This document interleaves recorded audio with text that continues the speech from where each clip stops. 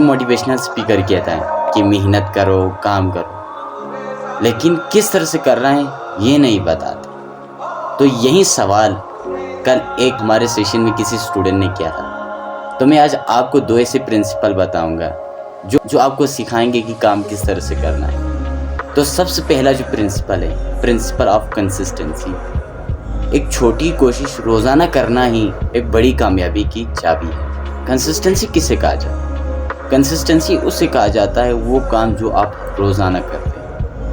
ایسا نہیں کہ آج آپ نے 10 گھنٹہ پڑھنے کے بعد کل کتاب ہی نہیں پڑھی، اس کو کنسسٹنسی نہیں کہتے۔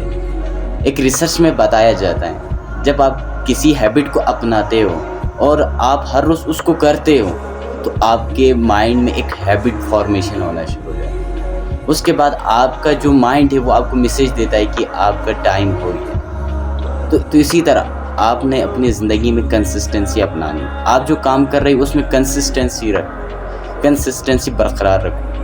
اور جو دوسرا پرنسپل ہے، پرنسپل آف ڈائریکشن۔ اگر آپ کو ڈائریکشن کا پتہ نہیں کہ آپ نے کہاں جانا ہے تو محنت رائے گاہ جائے۔ تو اس سے بہتر ہے کہ اپنی ڈائریکشن کو پہچانیں کہ آپ نے کہاں جانا ہے، آپ کا گول کیا ہے، تو اس کو پہچاننے کی ضرورت ہے۔ جیسے اگر آپ کسی انجینئرنگ فیلڈ میں جا رہے ہیں اور آپ دوسری سائڈ پر محنت تو کر رہے ہیں لیکن آپ بایولوجیکل بکس پڑھ رہے ہیں تو آپ کہیں نقصان۔